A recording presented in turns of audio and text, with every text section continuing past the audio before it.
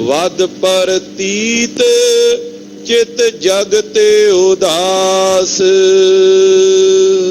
वाहेगुरु जी का खालसा, वाहेगुरु जी की फतेह। परोपकारी सतगुरु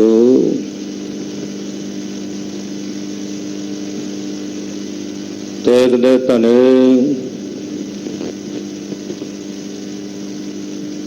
सगल सृष्टि दी चादर धन धन श्री गुरु तेग बहादुर साहिब जी।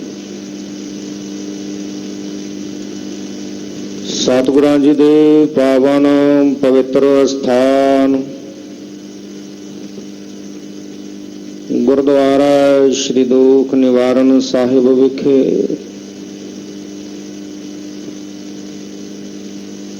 चौवर शतर तखत दे मालक वालिए कुल आलम हस्ती मुकद्दस आवाज ए शब्द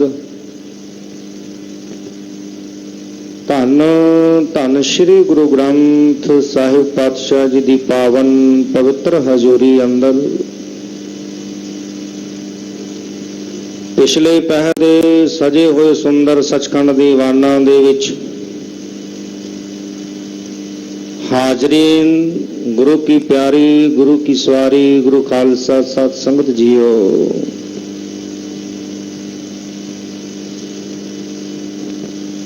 उत्तम भाग हन जो सतगुरु जी की कृपा के पात्र बननिया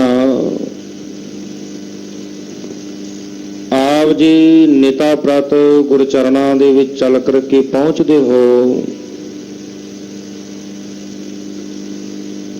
धन साहिब श्री गुरु ग्रंथ साहिब पातशाह जी के दर्शन दीदार करते हो। रबी बाणी के शब्द कीर्तन गुरु घर दे कीर्तनीय बहुत ही प्रेम सहित गायन कर रहे सन और आप प्रेम विच भिज करके रबी बाणी दे शब्द कीर्तन सरवण कर रहे सी।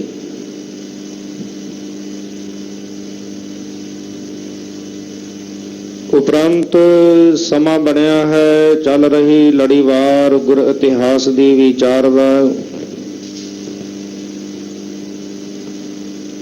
कल दे प्रकरण अंदर आप जी ने सरवण कीता सी।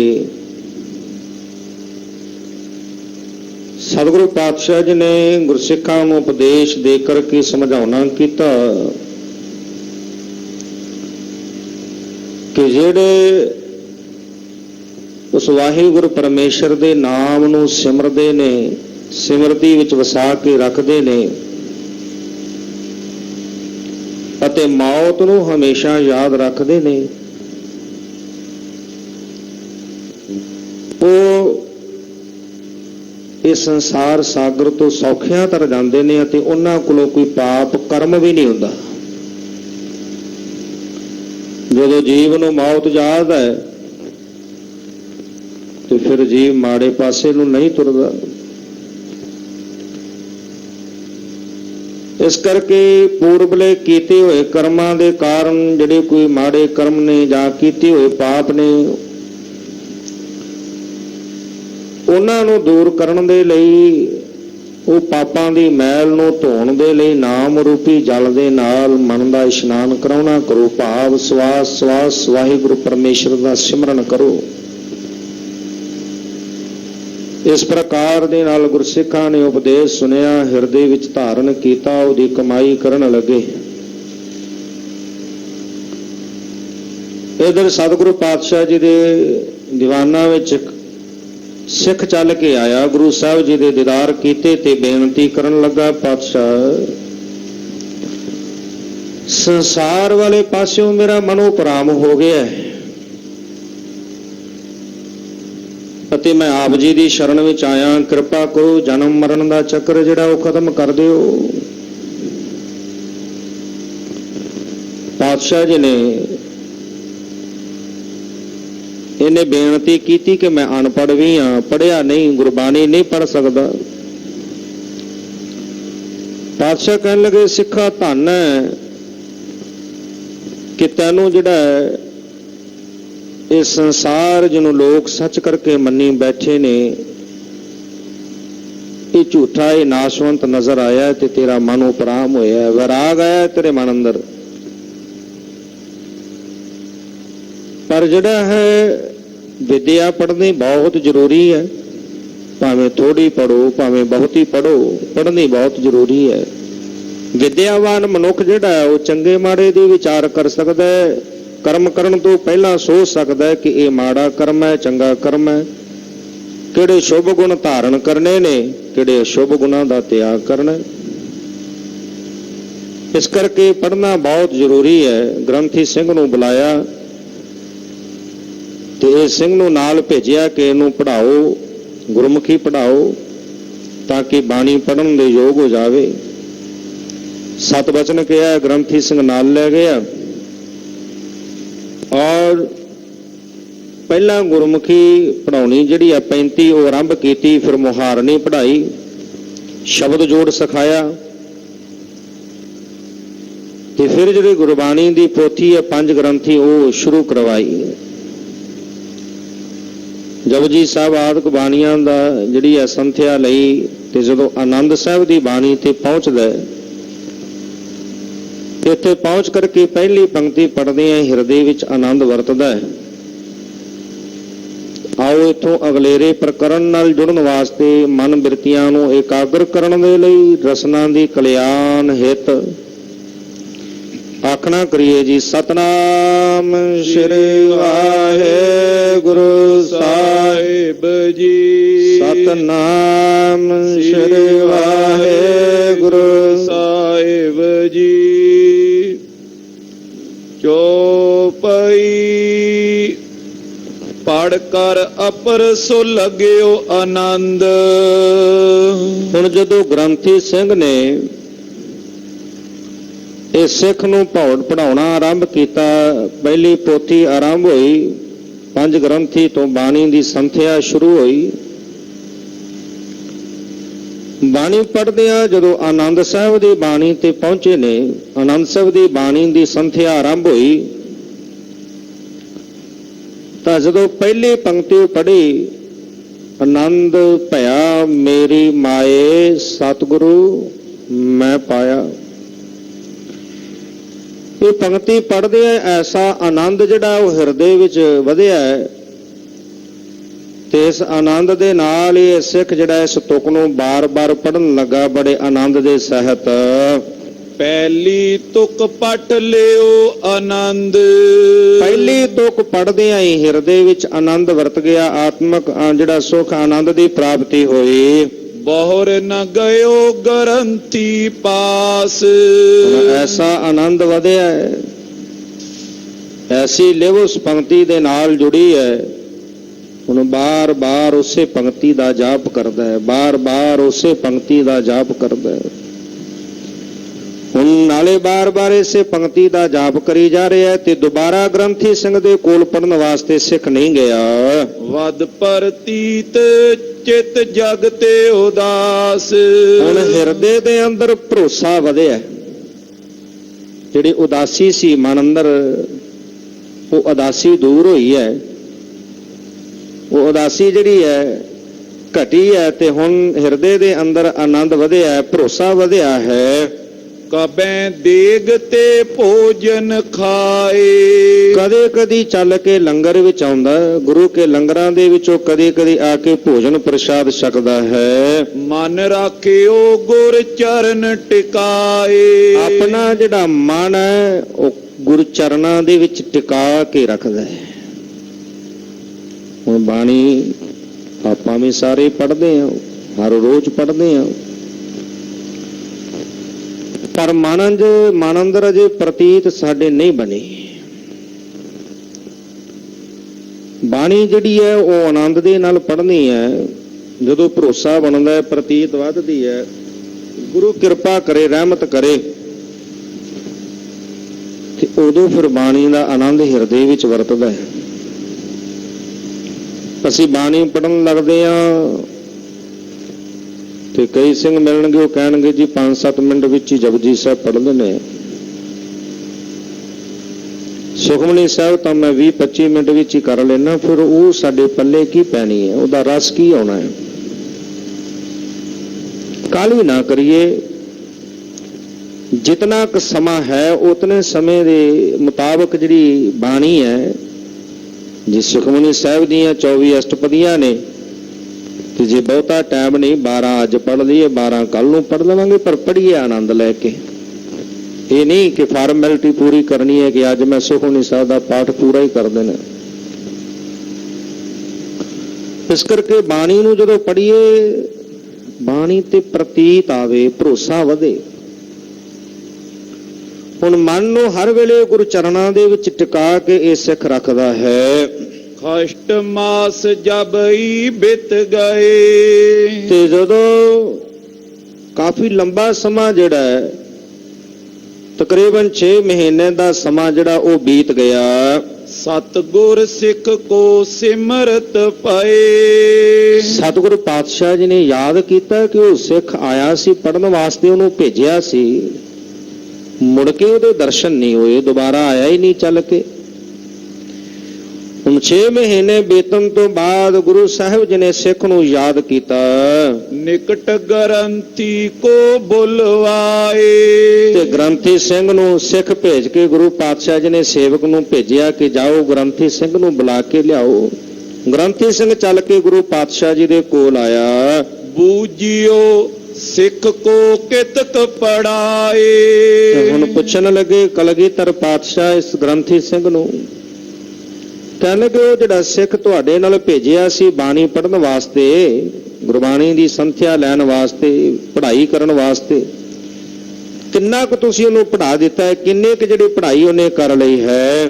ਤਿੰਨ ਕਰ ਜੋਰ ਹਕੀਕਤ ਕਈ। ਤੇ ਹੁਣ ਗ੍ਰੰਥੀ ਸਿੰਘ ਨੇ ਦੋਵੇਂ ਹੱਥ ਜੋੜੇ, ਦੋਵੇਂ ਹੱਥ ਜੋੜ ਕੇ ਜਿਹੜੀ ਹਕੀਕਤ ਸੀ ਉਹ ਬਿਆਨ ਕੀਤੀ, ਉਹ ਗੁਰੂ ਪਾਤਸ਼ਾਹ ਜੀ ਨੂੰ ਦੱਸਣਾ ਕੀਤਾ। ਇੱਕ ਤੁਕ ਪਟ ਪੁਨ ਆਇਓ ਨਹੀਂ। ਕਹਿਣ ਲੱਗੇ ਸਤਿਗੁਰੂ ਪਾਤਸ਼ਾਹ ਜੀ 35 ਪੜ੍ਹਾਈ, ਮੁਹਾਰਨੀ ਪੜ੍ਹਾਈ, ਸ਼ਬਦ ਜੋੜ ਜਿਹੜਾ ਉਹ ਸਿਖਾਇਆ, 5 ਗ੍ਰੰਥੀ ਦੀ ਸੰਥਿਆ ਆਰੰਭ ਹੋਈ। ਤੇ ਜਦੋਂ ਆਨੰਦ ਸਾਹਿਬ ਦੀ ਬਾਣੀ ਤੇ ਪਹੁੰਚੀ, ਆਨੰਦ ਸਾਹਿਬ ਦੀ ਬਾਣੀ ਦੀ ਸੰਥਿਆ ਸ਼ੁਰੂ ਹੋਈ, ਤੇ ਜਿਹੜੀ ਆਨੰਦ ਸਾਹਿਬ ਦੀ ਪਹਿਲੀ ਪੰਕਤੀ ਹੈ ਉਹ ਇੱਕੋ ਪੰਕਤੀ ਪੜ੍ਹ ਕੇ ਦੁਬਾਰਾ ਸਾਡੇ ਕੋਲ ਉਹ ਨਹੀਂ ਆਇਆ। ਸੁਨ ਸਤਿਗੁਰ ਇੱਕ ਸਿੱਖ ਪਠਾਇਓ। ਹੁਣ ਇੱਕ ਸਿੱਖ ਨੂੰ ਗੁਰੂ ਪਾਤਸ਼ਾਹ ਜੀ ਨੇ ਆਪਣੇ ਕੋਲ ਬੁਲਾਇਆ। ਕੋਲ ਬੁਲਾ ਕੇ ਕਲਗੀਧਰ ਪਾਤਸ਼ਾਹ ਜੀ ਨੇ ਉਸ ਸਿੱਖ ਨੂੰ ਕਹਿਣਾ ਕੀਤਾ, ਤਿਸ ਸਿੱਖ ਕੋ ਤਤਕਾਲ ਬੁਲਾਇਓ। ਕਹਿਣ ਲੱਗੇ ਉਹ ਜਿਹੜਾ ਸਿੱਖ ਆਇਆ ਸੀ, ਜਿਹਨੂੰ ਪੜ੍ਹਨ ਵਾਸਤੇ ਭੇਜਿਆ ਸੀ, ਜਾਓ ਉਹਨੂੰ ਤਤਕਾਲ ਛੇਤੀ ਦੇ ਨਾਲ ਸਾਡੇ ਕੋਲ ਬੁਲਾ ਕੇ ਲਿਆਉਣਾ ਕਰੋ। ਖਰੋ ਜੋਰ ਕਰ ਹੀਰ ਅਲਾਇਓ। ਤੇ ਹੁਣ ਹੱਥ ਜੋੜ ਕੇ ਜਿਹੜਾ ਹੈ ਉਹ ਸਿੱਖ ਗਿਆ, ਉਹਨੂੰ ਸਿੱਖ ਨੂੰ ਬੁਲਾ ਕੇ ਲਿਆਉਣਾ ਕੀਤਾ।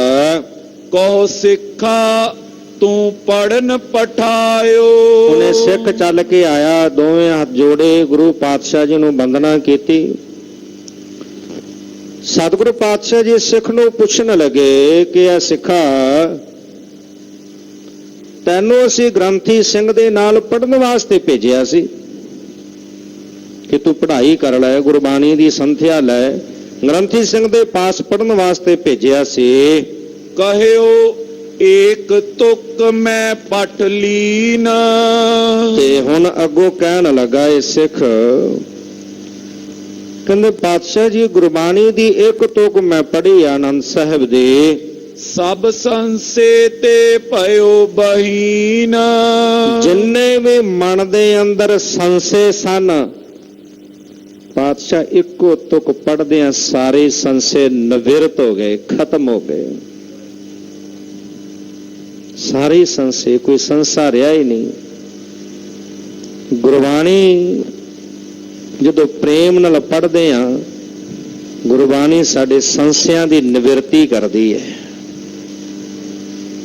ਸਾਹਿਬ ਜੀ ਕਹਿੰਦੇ ਧੁਰ ਕੀ ਬਾਣੀ ਆਈ ਤਿੰਨ ਸਗਲੀ ਚਿੰਤ ਮਿਟਾਈ। ਉਹ ਅਚਿੰਤ ਦੇਸ਼ ਤੋਂ, ਧੁਰ ਦੇਸ਼ ਤੋਂ ਆਈ ਹੋਈ ਇਹ ਗੁਰੂ ਪਾਤਸ਼ਾਹ ਜੀ ਦੀ ਬਾਣੀ ਹੈ। ਤੇ ਜਿਹੜੀ ਅਚਿੰਤ ਦੇਸ਼ ਤੋਂ ਆਈ ਬਾਣੀ ਹੈ, ਜਦੋਂ ਨੂੰ ਪੜ੍ਹਦੇ ਆ ਸਾਰੇ ਚਿੰਤਾਵਾਂ, ਝੋਰੇ, ਸੰਸੇ ਸਾਰੇ ਖਤਮ ਕਰ ਦਿੰਦੀ ਹੈ। ਸਾਰੇ ਖਤਮ ਹੋ ਜਾਂਦੇ ਨੇ, ਕੋਈ ਚਿੰਤਾ ਨਹੀਂ ਰਹਿੰਦੀ, ਕੋਈ ਝੋਰਾ ਸੰਸਾ ਨਹੀਂ ਰਹਿ ਜਾਂਦਾ। ਪਾਤਸ਼ਾਹ ਇੱਕੋ ਤੁਕ ਪੜ੍ਹੀ ਆ, ਉਹ ਪੜ੍ਹਦੇ ਆ ਮਨ ਦੇ ਜਿੰਨੇ ਵੀ ਸੰਸੇ ਸਨ ਪਾਤਸ਼ਾਹ, ਉਹ ਸਾਰੇ ਸੰਸੇ ਨਿਵਰਤ ਹੋ ਗਏ।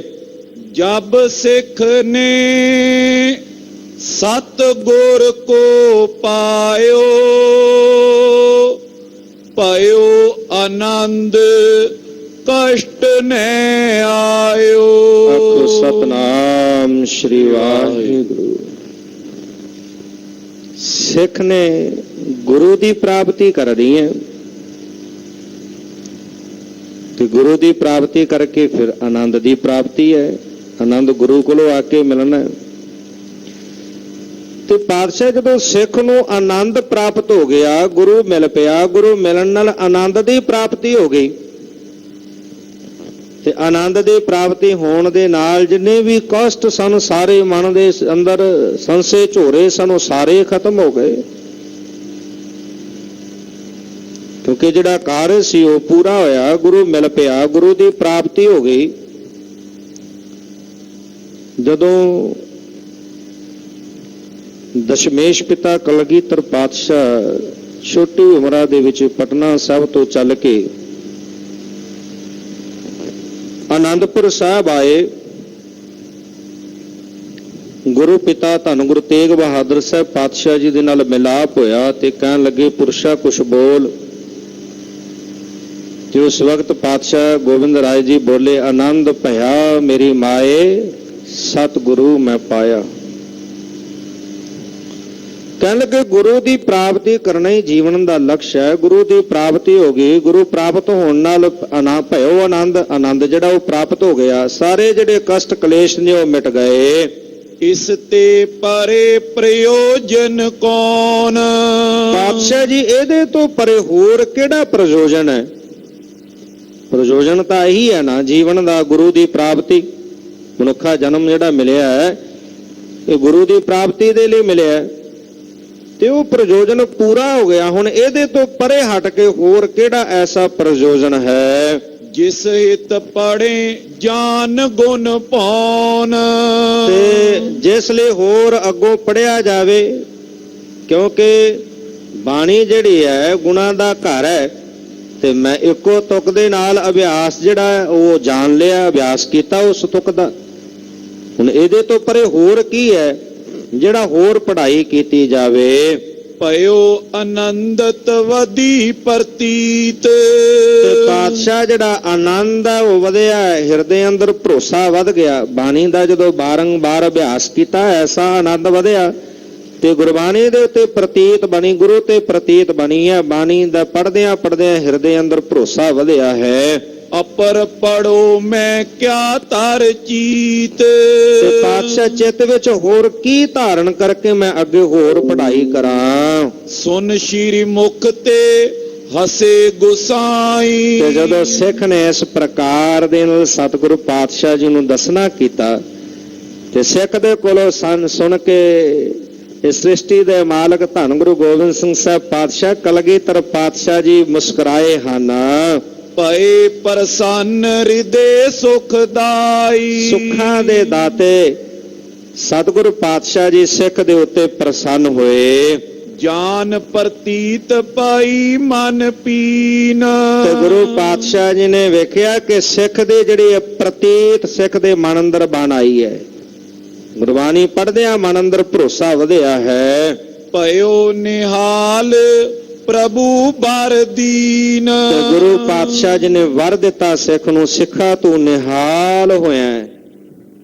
ਗੁਰੂ ਦੀ ਬਾਣੀ ਪੜ੍ਹ ਕੇ ਸਿੱਖਾ ਤੂੰ ਨਿਹਾਲ ਹੋ ਗਿਆ ਹੈ। ਸੁਨ ਸਿੱਖ ਨੇ ਬੰਧਨ ਪਦ ਕੀਨ। ਤੇ ਗੁਰੂ ਪਾਤਸ਼ਾਹ ਜੀ ਦੇ ਕੋਲੋਂ ਅਸੀਸ ਪ੍ਰਾਪਤ ਕਰਕੇ ਇਹ ਸਿੱਖ ਨੇ ਸਤਿਗੁਰੂ ਪਾਤਸ਼ਾਹ ਜੀ ਦੇ ਚਰਨਾਂ ਤੇ ਬੰਦਨਾ ਕੀਤੀ। ਪਇਓ ਗਿਆਨ ਦੁਬਦਾ ਸਭ ਚੀਨ। ਤੇ ਹਿਰਦੇ ਦੇ ਅੰਦਰ ਗਿਆਨ ਦਾ ਪ੍ਰਕਾਸ਼ ਹੋ ਗਿਆ ਤੇ ਜਿਹੜੀ ਦੁਬਦਾ ਸੀ ਉਹ ਨਸ ਗਈ, ਦੁਬਦਾ ਦੂਰ ਹੋ ਗਈ। ਸਭਾ ਲਗੀ ਇੱਕ ਦਿਨ ਗੁਰ ਪਾਸ। ਇੱਕ ਦਿਨ ਸਤਿਗੁਰੂ ਪਾਤਸ਼ਾਹ ਜੀ ਦਾ ਦੀਵਾਨ ਸਜਿਆ ਹੈ, ਸਭਾ ਲੱਗੀ ਹੋਈ ਹੈ, ਗੁਰੂ ਕੀਆਂ ਸਿੱਖ ਸੰਗਤਾਂ ਬੈਠੀਆਂ ਹੋਈਆਂ ਹਨ।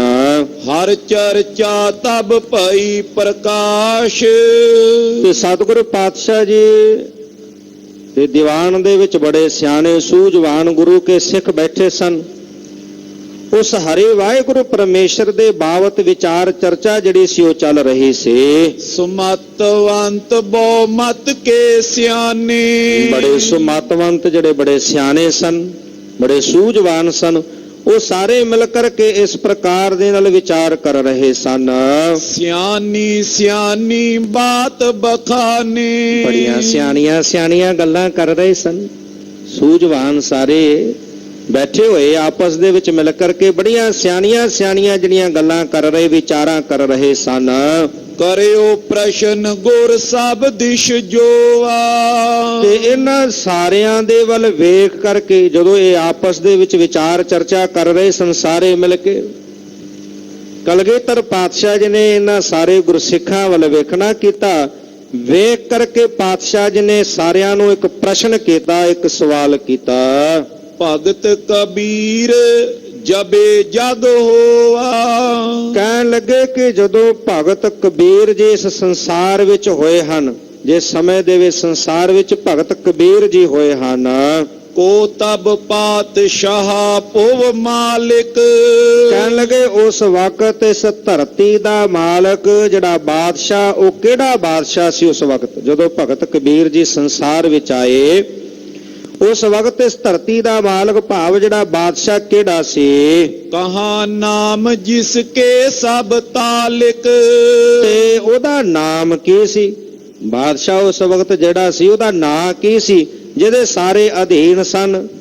ਤੇ ਉਸ ਬਾਦਸ਼ਾਹ ਦਾ ਜਿਹੜਾ ਨਾਂ ਉਹ ਦੱਸਣਾ ਕਰੋ। ਸਭਾ ਵਿਖੇ ਬਹੁ ਬੈਸ ਬਡੇਰੇ। ਤੇ ਹੁਣ ਸਭਾ ਦੇ ਵਿੱਚ ਵੱਡੀ ਉਮਰ ਦੇ ਬਜ਼ੁਰਗ ਵੀ ਬੈਠੇ ਹੋਏ ਸਨ, ਬਹੁਤ ਲੰਬੀ ਜਿਨ੍ਹਾਂ ਦੀ ਉਮਰ ਸੀ, ਵਡੇਰੀ ਉਮਰ ਸੀ।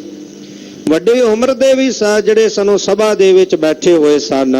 ਕਰ ਵਿਚਾਰ ਬੋਲੇ ਤਿਸ ਬੇਰੇ। ਉਹ ਵਿਚਾਰ ਕਰਕੇ ਆਪਸ ਦੇ ਵਿੱਚ ਬੋਲੇ। ਜਦੋਂ ਗੁਰੂ ਪਾਤਸ਼ਾਹ ਜੀ ਨੇ ਪ੍ਰਸ਼ਨ ਪੁੱਛਿਆ ਨਾ ਕਬੀਰ ਸਾਹਿਬ ਦੇ ਸਮੇਂ ਕਿਹੜਾ ਬਾਦਸ਼ਾਹ ਸੀ, ਉਹਦਾ ਨਾਂ ਕੀ ਸੀ, ਤੇ ਹੁਣ ਜਿਹੜੇ ਵਡੇਰੇ ਸਨ ਵੱਡੀ ਉਮਰ ਦੇ, ਉਹ ਵਿਚਾਰ ਕਰਕੇ ਉਸ ਵਕਤ ਬੋਲੇ। ਕਹਿਣ ਲੱਗੇ ਪਾਤਸ਼ਾਹ ਤਬ ਹੁਤੋ ਹੁਮਾਊ। ਕਿਸੇ ਨੇ ਕਿਹਾ, ਕਹਿਣ ਲੱਗੇ ਉਸ ਵਕਤ ਹਮਾਇੂ ਬਾਦਸ਼ਾਹ ਸੀ। ਉਹਨਾਂ ਜਦੋਂ ਪਾਤਸ਼ਾਹ ਜੀ ਨੇ ਪ੍ਰਸ਼ਨ ਪੁੱਛਿਆ, ਵਿਚਾਰ ਸੋਚ ਵਿਚਾਰ ਕੇ ਹੁਣ ਇੱਕ ਸਿੱਖ ਬੋਲਿਆ, ਉਹ ਕਹਿਣ ਲੱਗਾ ਜੀ ਉਸ ਵਕਤ ਹਮਾਇੂ ਬਾਦਸ਼ਾਹ ਦਾ ਰਾਜ ਸੀ। ਬਿਬ ਕਹੇ ਹੁਤੋ ਪਥੋਰਾ ਰਾਉ। ਦੂਸਰਾ ਸਿੱਖ ਬੋਲਿਆ, ਕਹਿਣ ਲੱਗਾ ਹਮਾਇੂ ਨਹੀਂ, ਉਸ ਵਕਤ ਪ੍ਰਿਥਵੀ ਰਾਜ ਦਾ ਰਾਜ ਸੀ। ਪ੍ਰਿਥਵੀ ਰਾਜ ਉਹਦਾ ਜਿਹੜਾ ਸੀ ਉਸ ਵਕਤ ਦਾ ਬਾਦਸ਼ਾਹ ਸੀ। ਬੋਲਿਓ ਤ੍ਰਿਤੀ ਸਿਕੰਦਰ ਆਏ। ਤੀਜਾ ਸਿੱਖ ਬੋਲਿਆ, ਉਹ ਕਹਿਣ ਲੱਗਾ ਨਹੀਂ, ਉਸ ਵਕਤ ਜਿਹੜਾ ਸਿਕੰਦਰ ਲੋਧੀ ਬਾਦਸ਼ਾਹ ਸੀ। ਮਦਨ ਪਾਲ ਨ੍ਰਿਪ ਚੌਥੇ ਕਹੇ। ਤੇ ਚੌਥਾ ਸਿੱਖ ਕਹਿਣ ਲੱਗਾ ਕਿ ਮਦਨ ਪਾਲ ਜਿਹੜਾ ਉਸ ਵਕਤ ਦਾ ਬਾਦਸ਼ਾਹ ਸੀ ਉਹਦਾ ਰਾਜ ਸੀ। ਪੰਚਮ ਕਹਿਓ ਜੈਨੀਅਨ ਰਾਜਾ। ਤੇ ਪੰਚੇ ਨੇ ਕਿਹਾ, ਪੰਜਵਾਂ ਬੋਲਿਆ, ਕਹਿਣ ਲੱਗਾ ਨਹੀਂ, ਜੈਨੀ ਰਾਜਾ ਉਹਦਾ ਰਾਜ ਭਾਗ ਸੀ। ਇਮ ਬੋਲਤ ਪਾ ਝਗਰ ਸਮਾਜਾ। ਤੇ ਹੁਣ ਇਸ ਪ੍ਰਕਾਰ ਦੇ ਨਾਲ ਜਦੋਂ ਇਹ ਪੰਜ ਗੁਰਸਿੱਖ ਸਾਰਿਆਂ ਨੇ ਅਲੱਗ-ਅਲੱਗ ਨਾਮ ਦੱਸੇ, ਥੋੜਾ ਬਹੁਤਾ ਆਪਸ ਦੇ ਵਿੱਚ ਝਗੜਾ ਵੀ ਕਰਨ ਲੱਗੇ ਵੀ ਨਹੀਂ ਤੂੰ ਗਲਤ ਹੈ, ਮੈਂ ਠੀਕ ਹਾਂ, ਮੈਂ ਠੀਕ ਦੱਸ ਰਿਹਾ, ਇਹ ਨਹੀਂ ਆਹ ਬਾਦਸ਼ਾਹ ਸੀ। ਇਸ ਪ੍ਰਕਾਰ ਦੇ ਨਾਲ ਆਪਸ ਦੇ ਵਿੱਚ ਝਗੜਾ ਕਰਨ ਲੱਗੇ। ਬੈਸਨ ਲਗੇ ਪਰਸਪਰ ਜਾਲਾ। ਤੇ ਆਪਸ ਦੇ ਵਿੱਚ ਬਹਿਸ ਬਸਾਈ ਕਰਨ ਲੱਗੇ। ਹੁਣ ਉਹ ਕਹਿੰਦਾ ਨਹੀਂ ਫਲਾਣਾ ਰਾਜਾ ਸੀ, ਬਾਦਸ਼ਾਹ ਸੀ, ਉਹ ਕਹਿੰਦਾ ਨਹੀਂ ਇਹ ਨਹੀਂ ਆਹ ਸੀ। ਇਸ ਪ੍ਰਕਾਰ ਦੇ ਨਾਲ ਆਪਸ ਦੇ ਵਿੱਚ ਬਹਿਸ ਹੋਣ ਲੱਗੀ। ਕਹੇ ਸੋ ਬੀਤ ਗਇਓ ਚਿਰ ਕਾਲਾ। ਫਿਰ ਬੈਸਦਿਆਂ ਕਹਿਣ ਲੱਗੇ ਕਿ ਇਸ ਗੱਲ ਨੂੰ ਜਿਹੜਾ ਤਕਰੀਬਨ 250 ਸਾਲ ਉਸ ਵਕਤ ਦੀ ਗੱਲ ਹੈ ਕਿ ਬੀਤ ਗਏ ਨੇ, ਲੰਬਾ ਸਮਾਂ ਜਿਹੜਾ ਹੈ ਇਸ ਗੱਲ ਨੂੰ ਬੀਤ ਚੁੱਕਾ ਹੈ ਵੀ ਉਸ ਵਕਤ ਜਿਹੜਾ ਬਾਦਸ਼ਾਹ ਸੀ। ਨਿਸ਼ਚੇ ਕਰਿਓ ਗਇਓ ਨੈ ਕੋਈ। ਹੁਣ ਨਿਸ਼ਚੇ ਦੇ ਨਾਲ ਕੋਈ ਵੀ ਨਾ ਦੱਸ ਸਕਿਆ, ਪੂਰਨ ਨਿਸ਼ਚਾ ਕਰਕੇ ਸਮੇਂ ਦੇ ਜਿਹੜਾ ਬਾਦਸ਼ਾਹ ਸੀ ਉਹਦੇ ਬਾਬਤ ਸਹੀ ਕੋਈ ਵੀ ਨਾ ਦੱਸ ਸਕਿਆ। ਸੁਨ ਤਰਾਏ ਗੁਰ ਤੂਸ਼ਨ ਹੋਈ। ਤੇ ਜਦੋਂ ਸਿੱਖ ਆਪਸ ਦੇ ਵਿੱਚ ਇਸ ਪ੍ਰਕਾਰ ਦੇ ਨਾਲ ਬਹਿਸ ਰਹੇ ਸਨ ਤਾਂ ਕਲਗੀਧਰ ਪਾਤਸ਼ਾਹ ਜੀ ਚੁੱਪ ਹੋ ਕੇ ਸਾਰਾ ਕੁਝ ਸੁਣ ਰਹੇ ਨੇ। ਸਾਰਾ ਇਹ ਗੁਰੂ ਪਾਤਸ਼ਾਹ ਜੀ ਚੁੱਪ ਕਰਕੇ ਜਿਹੜੀ ਆਪਸ ਦੇ ਵਿੱਚ ਇਹਨਾਂ ਦੇ ਬਹਿਸ ਚੱਲ ਰਹੀ ਸੀ ਉਹਨੂੰ ਧਿਆਨ ਦੇ ਨਾਲ ਸੁਣ ਰਹੇ ਸਨ। ਝਗੜਤ ਸਭ ਇਨ ਠਾਨੀ ਮੌਨ। ਤੇ ਹੁਣ ਝਗੜਦਿਆਂ ਬਹਿਸ ਵਸਾਈ ਕਰਦਿਆਂ ਜਦੋਂ ਵੇਖਿਆ ਕਿ ਹੁਣ ਕੋਈ ਵੀ ਸਵਾਲ ਸਹੀ ਜਵਾਬ ਨਹੀਂ ਦੇ ਸਕਿਆ ਤੇ ਇੱਕਦਮ ਸਾਰੇ ਚੁੱਪ ਕਰ ਗਏ। ਤਬ ਬੋਲੇ ਇਮ ਕਰੁਣਾ ਪਾਉਨ।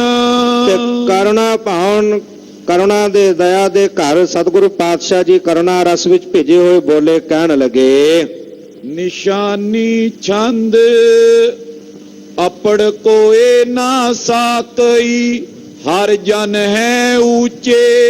ਤੇ ਪਾਤਸ਼ਾਹ ਜੀ ਕਹਿਣ ਲੱਗੇ ਹਰੀ ਦੇ ਜਨ ਜਿਹੜੇ ਨੇ ਉਹ ਉੱਚੇ ਨੇ। ਹਰੀ ਦੇ ਜਨ ਉਹ ਉੱਚੇ ਨੇ, ਉਹਨਾਂ ਦੀ ਬਰਾਬਰੀ ਕੋਈ ਨਹੀਂ ਕਰ ਸਕਦਾ, ਉਹਨਾਂ ਦੇ ਤੁੱਲ ਕੋਈ ਨਹੀਂ ਹੋ ਸਕਦਾ, ਉਹਨਾਂ ਦੇ ਬਰਾਬਰ ਕੋਈ ਵੀ ਨਹੀਂ ਪਹੁੰਚ ਸਕਦਾ। ਜਾਤ ਵਰਨ ਪਤਸ਼ਾਹੀਆਂ ਸਭ ਹੀਰੇ ਨੀਚੇ। ਬੜੀਆਂ ਬੜੀਆਂ ਉੱਚੀਆਂ ਜਾਤਾਂ ਵਾਲੇ, ਸਦਵਾਉਣ ਵਾਲੇ, ਉੱਚੇ ਵਰਣਾ ਵਾਲੇ ਬੜੇ ਬੜੇ ਬਾਦਸ਼ਾਹ ਇਸ ਸੰਸਾਰ ਤੇ ਹੋਏ। ਕਹਿਣ ਲੱਗੇ ਉਹ ਸਾਰੇ ਜਿਹੜੇ ਨੇ ਉਹ ਇਹ ਹਰੀ ਦੇ ਵਾਹਿਗੁਰੂ ਪਰਮੇਸ਼ਰ ਦੇ ਪਿਆਰਿਆਂ ਤੋਂ ਨੀਵੇਂ ਨੇ, ਉਹਨਾਂ ਦੇ ਬਰਾਬਰੀ ਨਹੀਂ ਕਰ ਸਕਦੇ। ਭਾਵੇਂ ਕੋਈ ਕਹਿੰਦਾ ਕਿ ਮੈਂ ਚੰਗੀ ਕੁਲ ਦੇ ਵਿੱਚੋਂ, ਉੱਚੀ ਕੁਲ ਵਿੱਚੋਂ, ਜਾਤ ਵਿੱਚੋਂ ਆ, ਮੇਰਾ ਵਰਨ ਸਾਰਿਆਂ ਤੋਂ ਉੱਚਾ ਹੈ, ਭਾਵੇਂ ਕੋਈ ਕਹਿੰਦਾ ਮੈਂ ਬਾਦਸ਼ਾਹ, ਸਾਰੀ ਪ੍ਰਿਥਵੀ ਦਾ ਰਾਜ ਮੇਰੇ ਕੋਲ ਹੈ, ਕਹਿੰਦੇ ਉਹ ਵੀ ਹਰੀ ਵਾਹਿਗੁਰੂ ਪਰਮੇਸ਼ਰ ਦੇ ਪਿਆਰਿਆਂ ਦੀ ਬਰਾਬਰੀ ਨਹੀਂ ਕਰ ਸਕਦਾ। ਹਰੀ ਵਾਹਿਗੁਰੂ ਪਰਮੇਸ਼ਰ ਦੇ ਪਿਆਰੇ ਸਾਰਿਆਂ ਤੋਂ ਉੱਚੇ ਹਨ।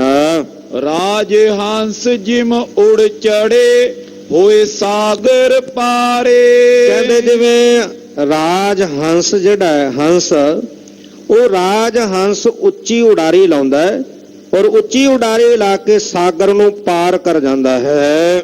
ਅਪਰ ਰਹੇ ਸਭ ਬੀਚਈ ਪੰਛੀ ਜਗ ਸਾਰੇ।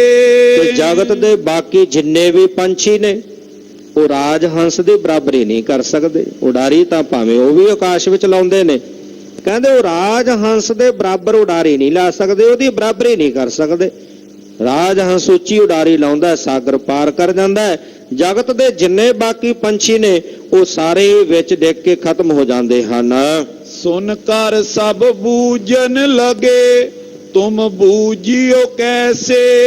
ਤੇ ਸੁਣ ਕੇ ਸਾਰੇ ਪੁੱਛਣ ਲੱਗੇ ਗੁਰੂ ਪਾਤਸ਼ਾਹ ਜੀ ਨੂੰ, ਪਾਤਸ਼ਾਹ ਜੀ ਅੱਜ ਆਪ ਜੀ ਨੇ ਵਿਸ਼ੇਸ਼ ਤੌਰ ਤੇ ਇਹ ਸਵਾਲ ਕੀਤਾ ਹੈ, ਇਹ ਪੁੱਛਣਾ ਕੀਤਾ ਹੈ ਤੇ ਅਸੀਂ ਨਹੀਂ ਦੱਸ ਸਕੇ, ਆਪ ਜੀ ਕਿਰਪਾ ਕਰਕੇ ਦੱਸਣਾ ਕਰੋ। ਕੌਣ ਹੋ ਤੋ ਤਿਸ ਕਾਲ ਮੈਂ ਸੋ ਕਹੀਏ ਤੈਸੇ। ਇਹ ਅੱਜ ਆਪ ਜੀ ਅਚਾਨਕ ਇਦਾਂ ਦਾ ਸਵਾਲ ਕੀਤਾ, ਪੁੱਛਿਆ ਪਾਤਸ਼ਾਹ, ਸਾਡੇ ਸਮਝ ਵਿੱਚ ਨਹੀਂ ਆਇਆ, ਹੁਣ ਕਿਰਪਾ ਕਰਕੇ ਇਸ ਸਵਾਲ ਦਾ ਜਿਹੜਾ ਜਵਾਬ ਹੈ ਉਹ ਵੀ ਆਪ ਜੀ ਕਿਰਪਾ ਕਰਕੇ ਦੱਸਣਾ ਕਰੋ, ਉਹਦੇ ਬਾਬਤ ਦੱਸੋ। ਸ਼੍ਰੀ ਮੁਖ ਤੇ ਸਤ ਗੁਰ ਕਹਿਓ ਮੈਂ ਮਾ ਸਤਨਾਮੂ। ਸਤਿਗੁਰੂ ਕਲਗੀਧਰ ਪਾਤਸ਼ਾਹ ਜੀ ਬੋਲੇ, ਕਹਿਣ ਲੱਗੇ ਅਸੀਂ ਤਾਂ ਜਿਹੜਾ ਵਾਹਿਗੁਰੂ ਪਰਮੇਸ਼ਰ ਦਾ ਨਾਮ ਸਤ ਹੈ ਉਹ ਨਾਮ ਦੀ ਮਹਿਮਾ ਦੇ ਬਾਬਤ ਜ਼ਿਕਰ ਕਰ ਰਹੇ ਹਾਂ। ਹੋਰ ਕੋਈ ਬਾਦਸ਼ਾਹ ਦੇ ਨਾਲ ਲੈਣਾ ਦੇਣਾ ਕੋਈ ਨਹੀਂ ਸਾਡਾ ਕਿ ਕਿਹੜਾ ਹੋਇਆ ਕਿਹੜਾ ਨਹੀਂ। ਕਈ ਆਏ ਸੰਸਾਰ ਵਿੱਚ, ਕਈ ਚਲੇ ਗਏ। ਕਹਿਣ ਲੱਗੇ ਉਹ ਵਾਹਿਗੁਰੂ ਪਰਮੇਸ਼ਰ ਦਾ ਜਿਹੜਾ ਨਾਮ ਸਤ ਹੈ ਉਹ ਸਤਨਾਮ ਦੀ ਮਹਿਮਾ ਦੇ ਬਾਬਤ ਅਸੀਂ ਦੱਸਣਾ ਚਾਹੁੰਦੇ ਹਾਂ। ਆਨ ਸਮਾਨ ਨ ਜਾਣੀਏ ਮਈ ਆਨ ਪੇਰਾਮੂ। ਇਸ ਪ੍ਰਕਾਰ ਦੇ ਨਾਲ ਜਿਹੜਾ ਬਹੁਤ ਸੁੰਦਰ ਸਤਨਾਮ ਹੈ ਜਿਹਦੇ ਤੁਲ ਹੋਰ ਕਿਸੇ ਦੀ ਮਹਿਮਾ ਨਹੀਂ ਹੈ। ਜਾਤ ਜੁਲਾਹਾ ਰੰਕ ਜੋ ਭਜ ਨਾਮ ਕਬੀਰੰਗ। ਕਹਿਣ ਲੱਗੇ ਉਸ ਵਕਤ ਭਗਤ ਕਬੀਰ ਜੀ ਬਨਾਰਸ ਵਿੱਚ ਪੈਦਾ ਹੋਏ ਔਰ ਜੁਲਾਹਨ ਦੇ ਘਰ ਪੈਦਾ ਹੋਏ। ਬਨਾਰਸ ਵਿੱਚ ਉਹ ਵੀ ਲੋਕ ਰਹਿੰਦੇ ਸਨ ਅਭਿਮਾਨੀ, ਜਿਹੜੇ ਕਹਿੰਦੇ ਸਨ ਸਾਡੀਆਂ ਉੱਚੀਆਂ ਜਾਤਾਂ ਨੇ, ਅਸੀਂ ਉੱਚੀ ਜਾਤ ਦੇ ਆ, ਉੱਚੀ ਕੁੱਲ ਵਿੱਚੋਂ ਆ। ਤੇ ਇਹ ਜਿਹੜੇ ਨੀਚ ਜਾਤ ਤੋਂ ਨੇ ਕਹਿ ਕੇ ਨਫ਼ਰਤ ਵੀ ਕਰਦੇ ਸਨ, ਘਿਰਣਾ ਕਰਦੇ ਸਨ ਕਿ ਨੀਵੇਂ ਨੇ, ਛੋਟੀ ਜਾਤ ਵਿੱਚੋਂ ਨੇ। ਕਿਉਂਕਿ ਬਨਾਰਸ ਦੇ ਵਿੱਚ ਜਿੱਥੇ ਬ੍ਰਾਹਮਣਾਂ ਦਾ ਬੋਲ ਬਾਲਾ ਸੀ, ਉੱਥੇ ਦੋ ਭਗਤ ਪੈਦਾ ਹੋਏ, 2 ਵਾਰ ਆਵਾਜ਼ ਗੂੰਜੀ ਹੈ ਬਨਾਰਸ ਦੇ ਵਿੱਚੋਂ ਇਹਨਾਂ ਬ੍ਰਾਹਮਣਾਂ ਦੇ ਕਰਮ ਕਾਂਡਾਂ ਦੇ ਖਿਲਾਫ। ਭਗਤ ਕਬੀਰ ਜੀ ਜਿਨ੍ਹਾਂ ਨੇ ਇਹਨਾਂ ਦੇ ਕਰਮ ਕਾਂਡਾਂ ਨੂੰ ਭੰਡਿਆ, ਤੇ ਭਗਤ ਰਵਿਦਾਸ ਜੀ ਉਹ ਵੀ ਬਨਾਰਸ ਵਿੱਚ ਪੈਦਾ ਹੋਏ।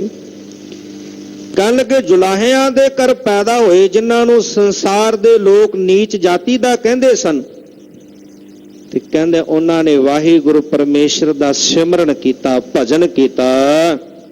ਸਭ ਕੋਈ ਜਾਣੇ ਜਗਤ ਘਰ ਘਰ ਮੈਂ ਤੀਰੰਗ। ਤੇ ਘਰ ਘਰ ਦੇ ਵਿੱਚ ਕਬੀਰ ਜੀ ਦੀ ਸ਼ੋਭਾ ਹੈ, ਘਰ ਘਰ ਦੇ ਵਿੱਚ ਬੱਚਾ ਬੱਚਾ ਕਬੀਰ ਜੀ ਨੂੰ ਜਾਣਦਾ ਹੈ। ਅੱਜ ਵੀ ਵੇਖ ਲਓ ਭਗਤ ਕਬੀਰ ਜੀ ਨੂੰ ਸਾਰਾ ਸੰਸਾਰ ਜਾਣਦਾ ਹੈ। ਸਤਿਗੁਰੂ ਪਾਤਸ਼ਾਹ ਜੀ ਕਹਿਣ ਲੱਗੇ ਉਹਨਾਂ ਨੇ ਵਾਹਿਗੁਰੂ ਪਰਮੇਸ਼ਰ ਦੇ ਨਾਮ ਨੂੰ ਸਿਮਰਿਆ, ਭਜਨ ਬੰਦਗੀ ਕੀਤੀ ਔਰ ਸਿਮਰਨ ਕਰਕੇ ਐਸੀ ਉੱਚ ਪਦਵੀ ਨੂੰ ਪ੍ਰਾਪਤ ਹੋਏ ਕਿ ਅੱਜ ਭਗਤ ਕਬੀਰ ਜੀ ਨੂੰ ਸਾਰਾ ਸੰਸਾਰ ਜਾਣਦਾ ਹੈ। ਘਰ ਘਰ ਦੇ ਵਿੱਚ ਉਹਨਾਂ ਦਾ ਨਾਮ ਹੈ, ਲੋਕ ਜਾਣਦੇ ਹਨ। ਪਾਤਸ਼ਾਹ ਲੱਖ ਦੌਲਤਾਂ ਪਤਸ਼ਾਹਤ ਵਾਲਾ। ਤੇ ਦੁਨੀਆ ਦੇ ਵਿੱਚ ਬੜੇ ਬੜੇ ਦੌਲਤਵਾਨ ਵੀ ਹੋਏ ਨੇ, ਜਿਨ੍ਹਾਂ ਕੋਲ ਦੌਲਤ ਦਾ ਕੋਈ ਅੰਤ ਹੀ ਨਹੀਂ। ਬੜੇ ਅਮੀਰ, ਬੜੇ ਬੜੇ ਵੱਡੇ ਬਾਦਸ਼ਾਹ ਹੋਏ ਸੰਸਾਰ ਵਿੱਚ। ਸੰਸਾਰ ਦੇ ਵਿੱਚ ਬੜੇ ਵੱਡੇ ਵੱਡੇ ਜਿਹੜੇ ਰਾਜੇ ਆਏ, ਬਾਦਸ਼ਾਹ ਲੋਕ ਆਏ, ਬੜਾ ਵੱਡਾ ਰਾਜ ਭਾਗ ਸੀ ਜਿਨ੍ਹਾਂ ਦਾ। ਬੜੇ ਅਮੀਰ ਲੋਕ ਜਿਨ੍ਹਾਂ ਦੇ ਕੋਲ ਧਨ ਦੌਲਤ ਦਾ ਪਤਾ ਹੀ ਕੋਈ ਨਹੀਂ, ਬੇਸ਼ੁਮਾਰ ਧਨ ਦੌਲਤ। ਐਸੇ ਜਿਹੜੇ ਲੋਕ ਹਨ, ਤਿਸ ਕੋ ਜਾਣਤ ਕੋ ਨਹੀਂ ਹੋ ਤੋ ਤਿਸ ਕਾਲਾ। ਉਹਨਾਂ ਨੂੰ ਕੋਈ ਨਹੀਂ ਜਾਣਦਾ। ਉਸ ਵਕਤ ਦਾ ਜਿਹੜਾ ਬਾਦਸ਼ਾਹ ਸੀ ਸਿਕੰਦਰ ਲੋਧੀ, 250 ਸਾਲ ਦਾ ਸਮਾਂ ਹੋ ਗਿਆ ਤੁਸੀਂ ਕਹਿ ਰਹੇ ਹੋ, ਤੇ ਅੱਜ ਤੁਹਾਨੂੰ ਪਤਾ ਨਹੀਂ, ਕਿਸੇ ਨੂੰ ਵੀ ਨਹੀਂ ਜਾਣਦੇ। ਪਰ ਜੇ ਕਿਸੇ ਨੂੰ ਵੀ ਪੁੱਛ ਲਈਏ ਭਗਤ ਕਬੀਰ ਜੀ ਬਾਰੇ ਤਾਂ ਉਹ ਝੱਟ ਦੱਸ ਦਿੰਦਾ। ਇਸ ਕਰਕੇ ਕਹਿਣ ਲੱਗੇ ਉਹਨਾਂ ਨੂੰ ਕੋਈ ਨਹੀਂ ਜਾਣਦਾ, ਭਾਵੇਂ ਕੋਈ ਅਮੀਰ ਬੜਾ ਦੌਲਤਵੰਦ ਹੋਇਆ, ਭਾਵੇਂ ਕੋਈ ਬਾਦਸ਼ਾਹ ਹੋਇਆ। ਕਹਿੰਦਾ ਸੰਸਾਰ ਉਹਨਾਂ ਨੂੰ ਨਹੀਂ ਜਾਣਦਾ। ਦੇਖੋ ਮਹਿਮਾ ਨਾਮ ਕੀ ਜਪ ਜਪਿਓ ਜੁਲਾਹੇ। ਕਹਿੰਦੇ ਦੇਖੋ ਜੁਲਾਹਿਆਂ ਦੇ ਘਰ ਵਿੱਚ ਜਨਮ ਲੈ ਕੇ ਭਗਤ ਕਬੀਰ ਜੀ ਨੇ ਉਸ ਹਰੀ ਵਾਹਿਗੁਰੂ ਪਰਮੇਸ਼ਰ ਦੇ ਨਾਮ ਨੂੰ ਜਪਿਆ। ਅੱਜ ਸਾਰਾ ਸੰਸਾਰ ਜਾਣਦਾ ਭਗਤ ਕਬੀਰ ਜੀ ਨੂੰ। ਤੇ ਇਹ ਮਹਿਮਾ ਕਿਹਦੀ ਹੈ? ਵਾਹਿਗੁਰੂ ਪਰਮੇਸ਼ਰ ਦੇ ਨਾਮ ਦੀ ਮਹਿਮਾ ਹੈ। ਇਹ ਵਾਹਿਗੁਰੂ ਪਰਮੇਸ਼ਰ ਦੇ ਨਾਮ ਦੀ ਮਹਿਮਾ ਹੈ। ਉਹ ਵਾਹਿਗੁਰੂ ਪਰਮੇਸ਼ਰ ਦਾ ਨਾਮ ਜਪਣ ਕਰਕੇ ਨੀਚ ਕੁਲਾ ਜੁਲਾਹਰਾ, ਜਿਹੜਾ ਨੀਚੇ ਨੀਵੇਂ ਕੁੱਲ ਵਿੱਚ ਪੈਦਾ ਹੋਇਆ, ਅੱਜ ਸਾਰੇ ਸੰਸਾਰ ਦੇ ਵਿੱਚ ਸਤਿਕਾਰਿਆ ਜਾਂਦਾ। ਸਾਰੇ ਲੋਕ ਉਹਨਾਂ ਨੂੰ ਜਾਣਦੇ ਹਨ।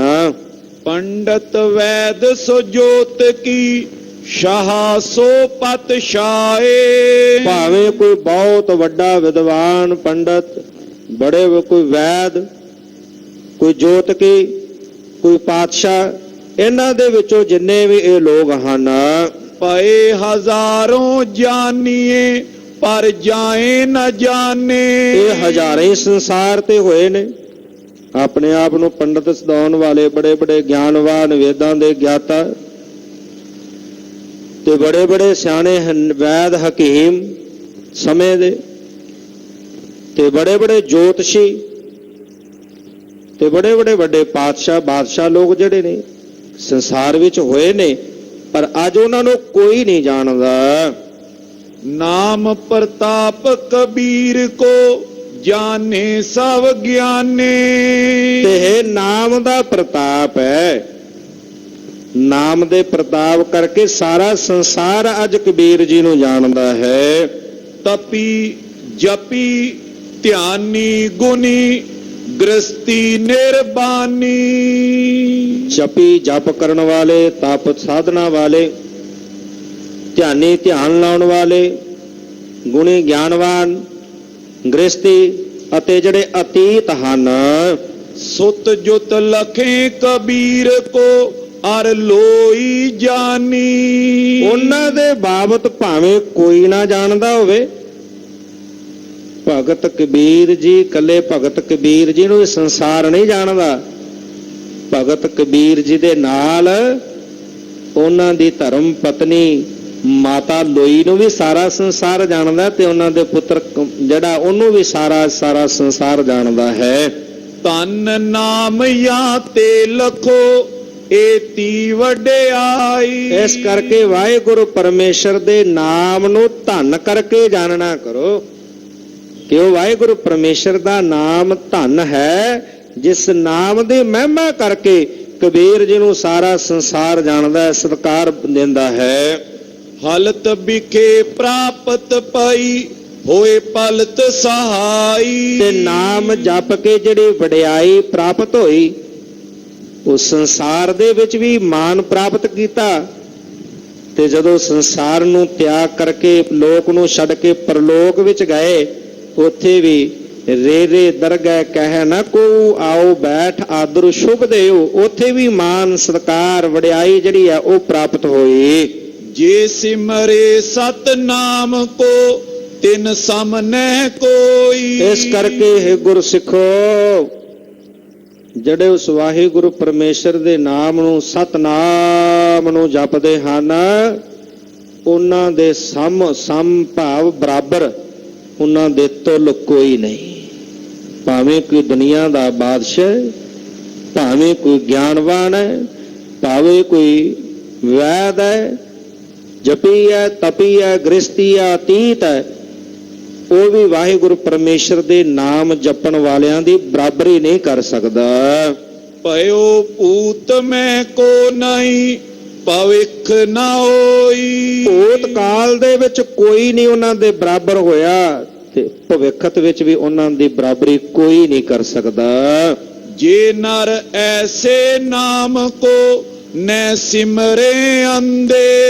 ਤੇ ਜਿਹੜੇ ਐਸੇ ਵਾਹਿਗੁਰੂ ਪਰਮੇਸ਼ਰ ਦੇ ਨਾਮ ਨੂੰ, ਜਿਹਦੀ ਮਹਾਨ ਮਹਿਮਾ ਹੈ, ਜਿਹੜਾ ਪਰਮੇਸ਼ਰ ਦਾ ਨਾਮ ਧੰਨ ਹੈ, ਜਿਹਦੇ ਕਰਕੇ ਸਾਰਾ ਸੰਸਾਰ ਜਾਣਦਾ ਹੈ, ਵਡਿਆਈ ਪ੍ਰਾਪਤ ਹੁੰਦੀ ਹੈ, ਜਿਸ ਨਾਮ ਕਰਕੇ ਕਬੀਰ ਨੂੰ ਸਾਰਾ ਸੰਸਾਰ ਜਾਣਦਾ।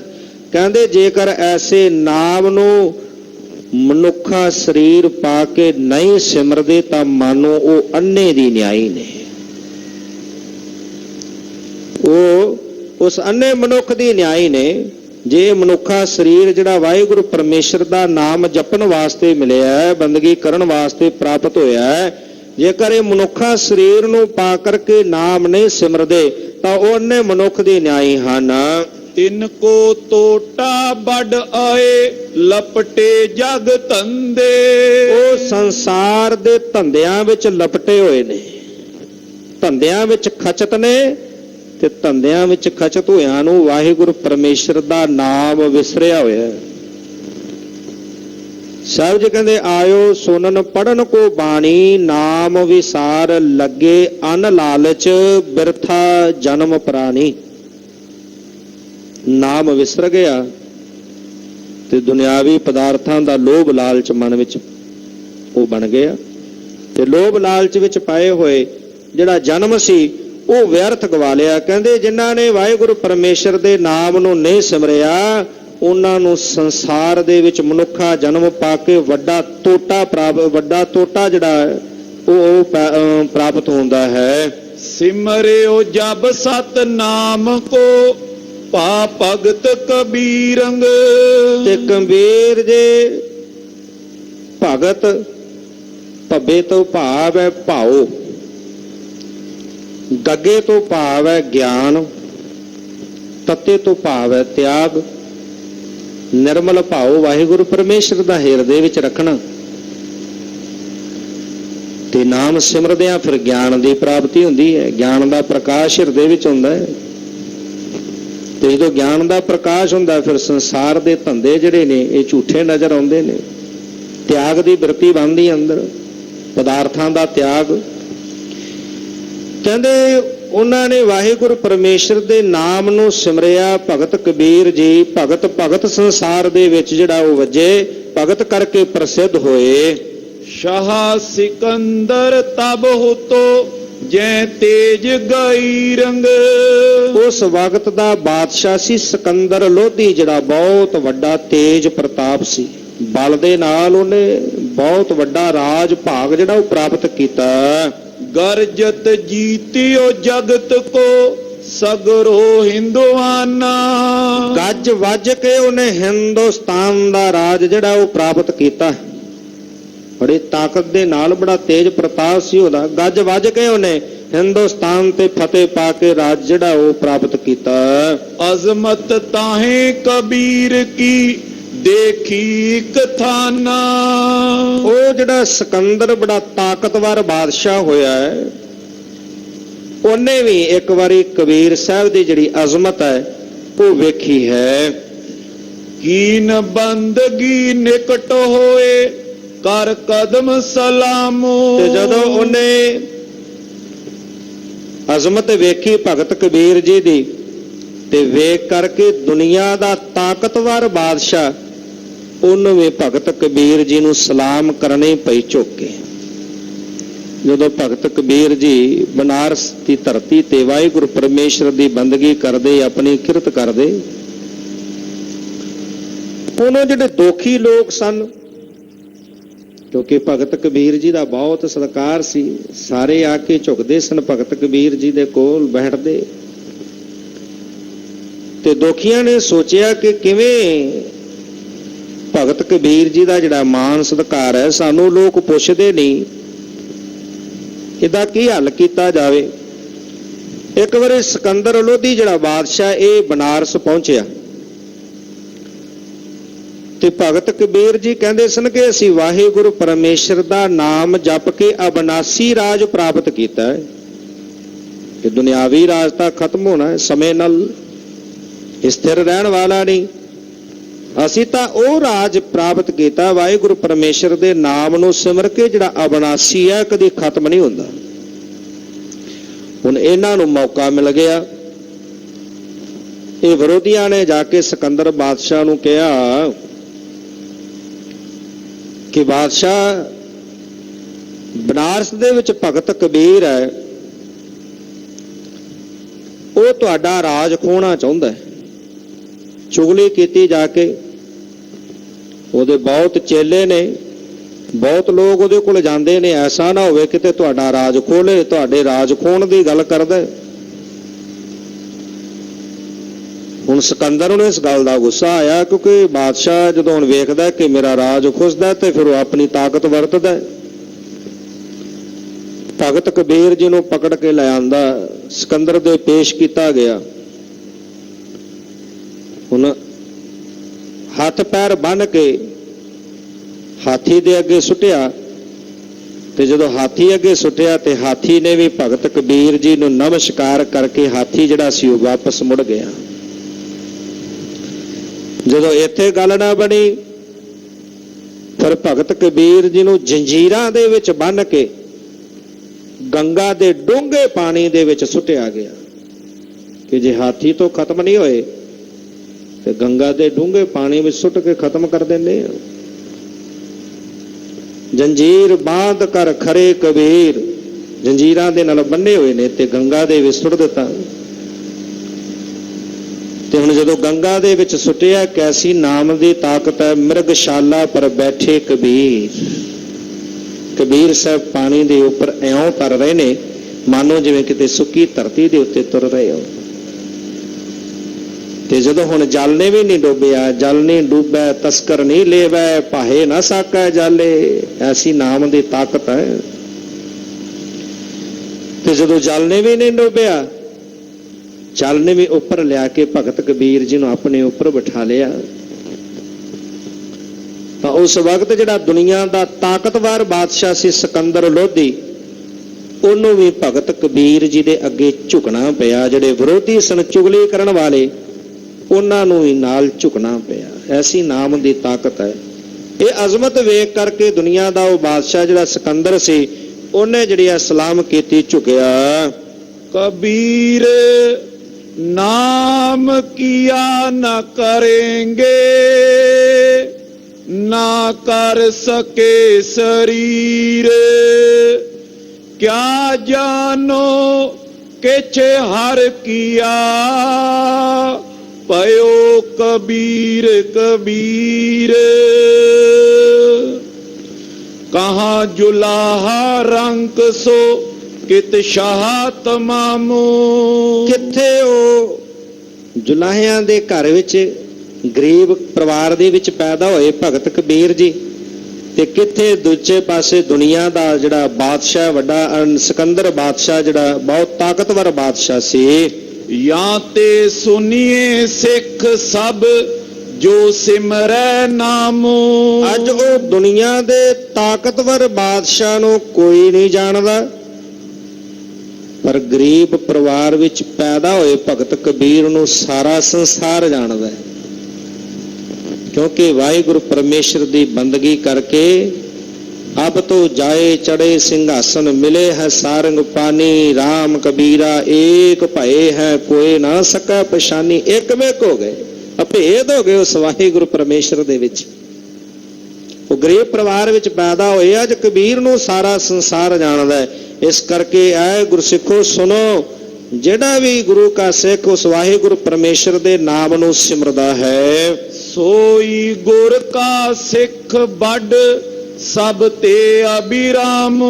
ਕੋਈ ਗੁਰੂ ਕਾ ਵੱਡਾ, ਗੁਰੂ ਕਾ ਸਿੱਖ ਹੈ, ਗੁਰੂ ਕਾ ਪਿਆਰਾ ਸਿੱਖ ਹੈ, ਜਿਹੜਾ ਵਾਹਿਗੁਰੂ ਪਰਮੇਸ਼ਰ ਦੇ ਨਾਮ ਨੂੰ ਸਿਮਰਦਾ ਹੈ। मुख ते कै मन ते सदा लिव नाम लगावे। ਮਨ ਨੂੰ ਉਸ ਵਾਹਿਗੁਰੂ ਪਰਮੇਸ਼ਰ ਦੇ ਨਾਮ ਨਾਲ ਜੋੜ ਕੇ, ਮੁਖ ਦੁਆਰਾ ਉਸ ਵਾਹਿਗੁਰੂ ਪਰਮੇਸ਼ਰ ਦੇ ਨਾਮ ਨੂੰ ਸਿਮਰਦਾ ਹੈ। ਮਨ ਜਿਹੜਾ ਉਸ ਵਾਹਿਗੁਰੂ ਪਰਮੇਸ਼ਰ ਦੇ ਨਾਮ ਨਾਲ ਜੁੜਿਆ, ਤੇ ਜੁੜ ਕਰਕੇ ਮੁਖ ਦੁਆਰਾ ਜਿਹੜਾ ਗੁਰੂ ਕਾ ਸਿੱਖ ਉਸ ਵਾਹਿਗੁਰੂ ਪਰਮੇਸ਼ਰ ਦੇ ਨਾਮ ਨੂੰ ਜਪਦਾ ਹੈ। हाथन ते कर टहल को सिख संत रिझावे। ਤੇ ਹੱਥਾਂ ਦੇ ਨਾਲ ਜਿਹੜਾ ਗੁਰੂ ਕੇ ਸਿੱਖਾਂ ਦੀ ਸੇਵਾ ਕਰਦਾ ਹੈ। ਮਨ ਪਰਮੇਸ਼ਰ ਦੇ ਨਾਮ ਨਾਲ ਜੁੜਿਆ, ਮੁਖ ਵਿੱਚੋਂ ਵਾਹਿਗੁਰੂ ਪਰਮੇਸ਼ਰ ਦਾ ਨਾਮ ਸਿਮਰਿਆ ਜਾ ਰਿਹਾ ਹੈ, ਨਾਮ ਨੂੰ ਜਪਦਾ ਹੈ, ਤੇ ਹੱਥਾਂ ਦੁਆਰਾ ਗੁਰੂ ਕੇ ਸਿੱਖਾਂ ਦੀ, ਵਾਹਿਗੁਰੂ ਪਰਮੇਸ਼ਰ ਦੇ ਪਿਆਰਿਆਂ ਦੀ ਸੇਵਾ ਕਰਕੇ ਉਹਨਾਂ ਨੂੰ ਪ੍ਰਸੰਨ ਕਰਦਾ ਹੈ। मम प्यारो अधिक है बस रहो सदीवा।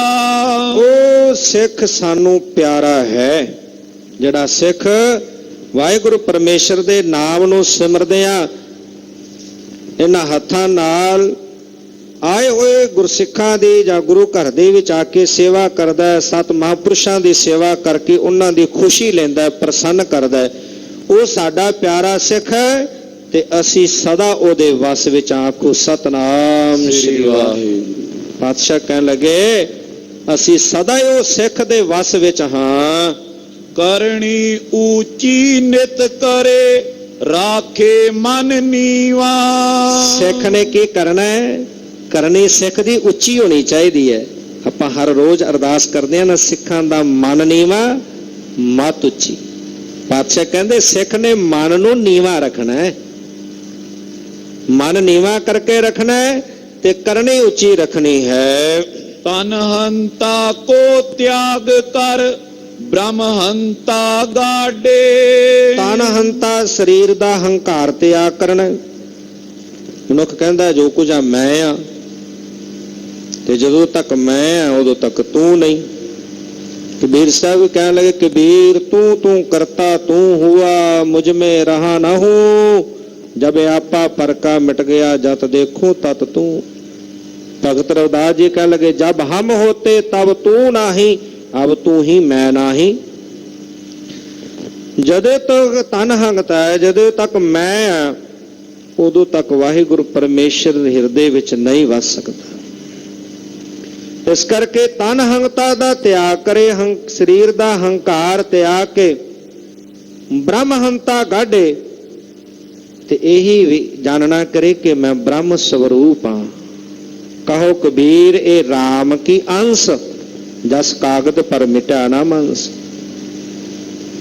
ਸਰੀਰ ਦੇ ਵਿੱਚੋਂ ਮੈਂ ਦਾ ਤਿਆਗ ਕਰਕੇ, ਸਰੀਰ ਦਾ ਹੰਕਾਰ ਤਿਆਗ ਕਰਕੇ, ਇਹ ਸਰੀਰ ਨੂੰ, ਆਤਮਾ ਨੂੰ ਵਾਹਿਗੁਰੂ ਪਰਮੇਸ਼ਰ ਪ੍ਰਮਾਤਮਾ ਦੀ ਅੰਸ਼ ਕਰਕੇ ਜਾਣਨਾ ਕਰੇ।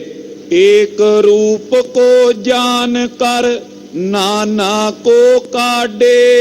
ਇੱਕ ਅਕਾਲ ਪੁਰਖ ਵਾਹਿਗੁਰੂ ਪਰਮੇਸ਼ਰ ਦਾ ਇੱਕ ਰੂਪ ਜਾਣਦਿਆਂ ਹੋਇਆਂ, ਜਿਹੜੇ ਅੰਦਰ ਜਿਹੜੀ ਅਨੇਕਤਾ ਵਾਲਾ ਭਾਵ ਹੈ, ਦਵੈਸ਼ ਭਾਵਨਾ ਹੈ, ਉਹਦਾ ਅੰਦਰੋਂ ਤਿਆਗ ਕਰੇ। ਇੱਕ ਰੂਪ ਅਕਾਲ ਪੁਰਖ ਵਾਹਿਗੁਰੂ ਪਰਮੇਸ਼ਰ ਦਾ ਧਿਆਨ ਧਰੇ। ਸੰਸਾਰ ਦੇ ਵਿੱਚ, ਕੁੱਲ ਬ੍ਰਹਿਮੰਡ ਦੇ ਵਿੱਚ ਸਾਰੇ ਪਾਸੇ ਇੱਕ ਅਕਾਲ ਪੁਰਖ ਵਾਹਿਗੁਰੂ ਪਰਮੇਸ਼ਰ ਦੇ ਰੂਪ ਨੂੰ ਵੇਖਣਾ ਕਰੇ।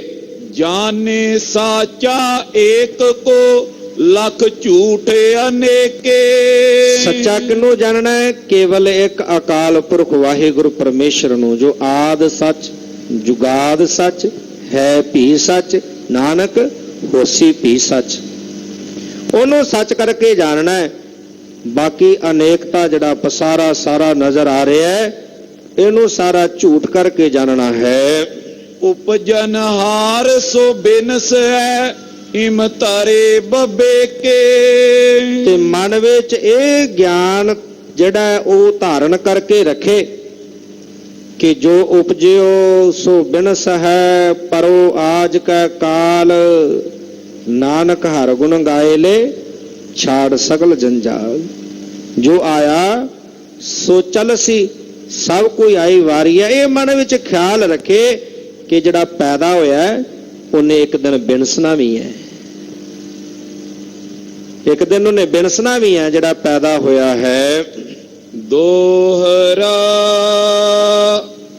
इम कै कर श्री सतगुरु सिखन प्रति उपदेश। ਇਸ ਪ੍ਰਕਾਰ ਦੇ ਨਾਲ ਕਲਗੀਧਰ ਪਾਤਸ਼ਾਹ ਸਤਿਗੁਰੂ ਜੀ ਨੇ ਸਿੱਖਾਂ ਦੇ ਪ੍ਰਤੀ ਜਿਹੜਾ ਇਹ ਉਪਦੇਸ਼ ਦੇਣਾ ਕੀਤਾ।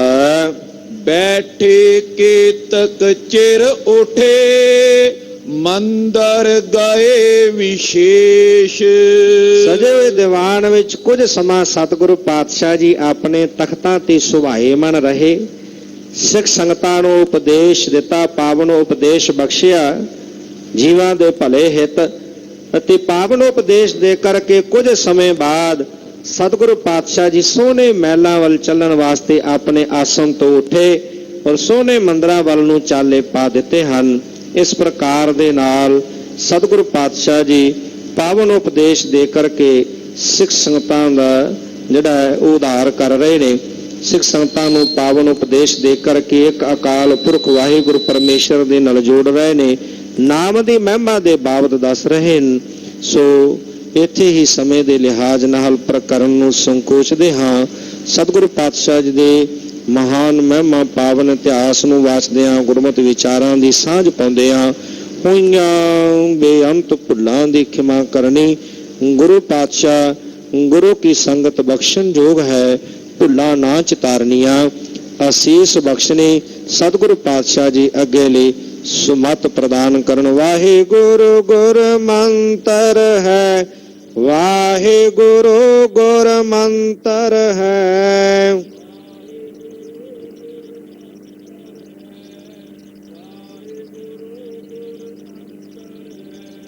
ਵਾਹਿਗੁਰੂ ਗੁਰ ਮੰਤਰ ਹੈ, ਵਾਹਿਗੁਰੂ ਗੁਰ ਮੰਤਰ ਹੈ।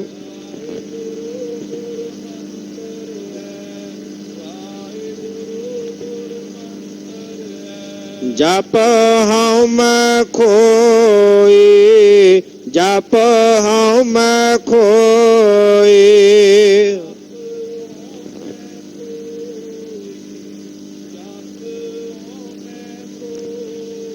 ਜਪ ਹਉ ਮੈਂ ਖੋਈ, ਜਪ ਹਉ ਮੈਂ ਖੋਈ।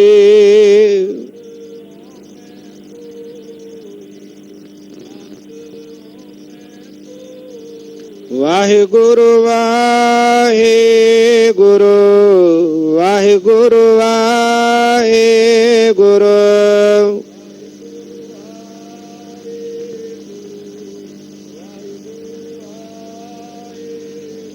ਵਾਹਿਗੁਰੂ ਵਾਹਿਗੁਰੂ ਵਾਹਿਗੁਰੂ ਵਾਹਿਗੁਰੂ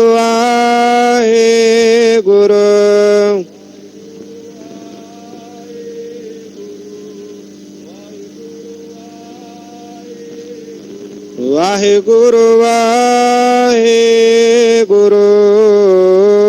ਵਾਹਿਗੁਰੂ ਵਾਹਿਗੁਰੂ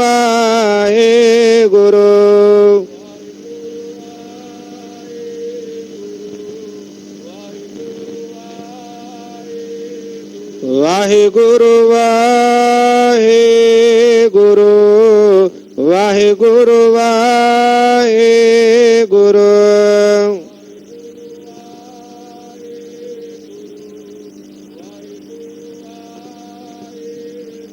हे अच्युत हे पार ब्रह्म हे पुराण हे सर्वमय हे संगे हे निरंकार हे गोविंद हे गुण निधान हे अपरंपर हर हरे हे संत का सदा संग हे ठाकुर हाँ दासरो नानक दीजा नाम दान आए प्रभु शरणागति एक अखर हर मन बस्त वाहिगुरु नाम जहाज है जो शरदा कर सेवा दे वाहिगुरु नाम जहाज है जो शरदा कर सेवा दे वाहिगुरु जी का खालसा वाहिगुरु जी की फतेह।